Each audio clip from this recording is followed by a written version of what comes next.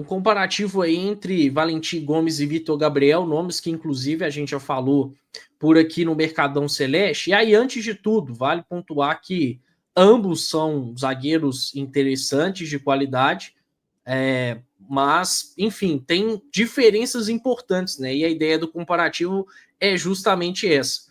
E aí, vale até reforçar o que o Samuca falou, né? Hoje o Cruzeiro tá aí com uma negociação firme pelo Vitor Gabriel. Valentim Gomes, em algum momento, pode ser que venha a surgir algo mais de concreto. Mas, enfim, primeiro a respeito do Valentim, né? Ele tem 21 anos de idade, é um cara que é mais técnico, é mais ágil, tem mais capacidade de construir e é muito agressivo na marcação, né?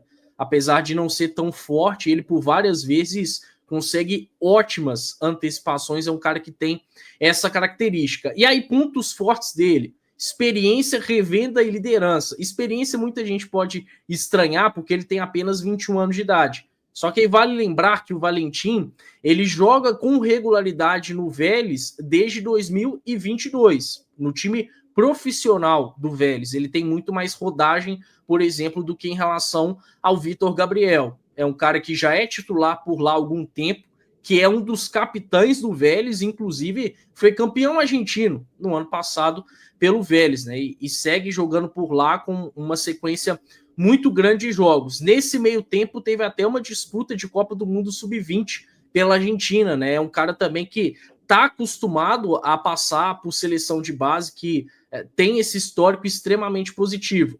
Revenda, e aí justamente por esses pontos de ser um cara que desde muito jovem apareceu bem no Vélez, apareceu bem nas seleções de base da Argentina, ele é muito bem quisto, né, pelo mercado europeu, tanto que hoje o jogador parece ter um olhar mais carinhoso para o futebol europeu, né, porque sabe que atrai interesse. E a liderança vai ao encontro do que eu falei, né, porque é um cara que tem esse perfil de ser capitão, até mesmo no título do Vélez na última temporada, por algumas vezes ele foi capitão do time do Gustavo Quinteiros. Pontos fracos: custo.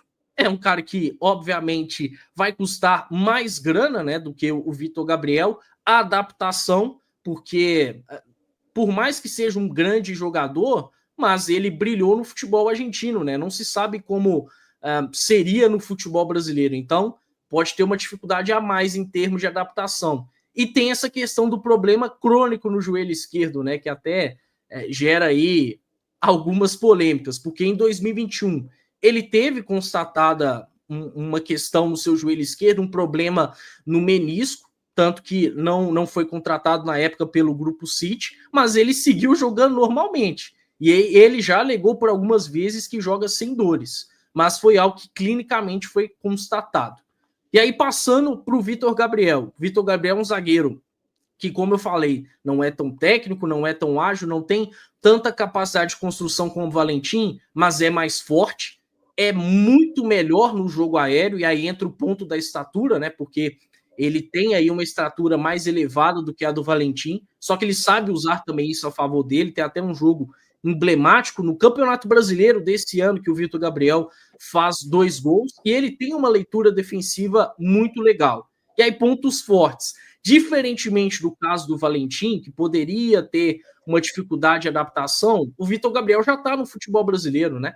Ele já está há algum tempo, foi assim no Sport e no Internacional, ele tem jogado. O custo dele, em tese, é algo um pouco mais acessível para o Cruzeiro, né? E ele é um cara versátil, algo que o Valentim não tem tanto, porque já jogou como lateral esquerdo. Até falamos aqui sobre a lateral esquerda, né? No caso do Vitor Gabriel, ele perfeitamente poderia quebrar um galho quando o Kaique não tivesse à disposição. Ponto fraco. Primeiro ponto fraco dele: experiência. É um cara que, para se ter uma ideia, antes do Internacional, ele não fez nem 10 jogos como profissional. Ele tinha feito 6 jogos no profissional pelo Sport, boa parte deles no Campeonato Pernambucano.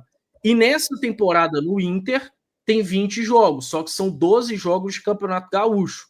E tem aí jogo de Copa do Brasil contra o Maracanã. Então aí reforça aquilo que foi até comentado por aqui. É um cara que chegaria como aposta, porque a gente não viu ainda ser muito exigido. Em caso de revenda, não é um cara que tem histórico de seleção de base, que não tem um título grande na carreira como o Valentim, Então, o Cruzeiro possivelmente não teria tanto poder de revenda nele. E aí, o último ponto fraco, o físico. E aí, por que a parte física? A primeira grande sequência que o Vitor Gabriel está tendo no profissional é agora, pelo Internacional, em 2025.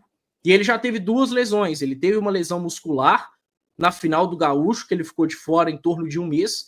E aí, depois disso, ele teve uma lesão traumática contra o Maracanã. Lesões, é bem verdade, diferentes, mas foram 2 lesões em meio a uma sequência mais forte de jogos. Então, não se dá para ter tanta confiança assim como que será o Vitor Gabriel sendo mais exigido e uma maior sequência de jogos. Então, Valu, para fechar, tem aí pontos fortes de um lado, pontos fracos também de um lado, né? Isso tanto para Valentim como Vitor Gabriel. Eu considero que o Valentim está numa prateleira diferente do Vitor Gabriel, por tudo que eu pontuei. Acho que o Valentim é um cara que, se fosse contratado, chegaria muito mais como uma certeza do que o Vitor Gabriel. O Vitor Gabriel dá para a gente enquadrar como uma boa aposta. Para mim, nada além disso.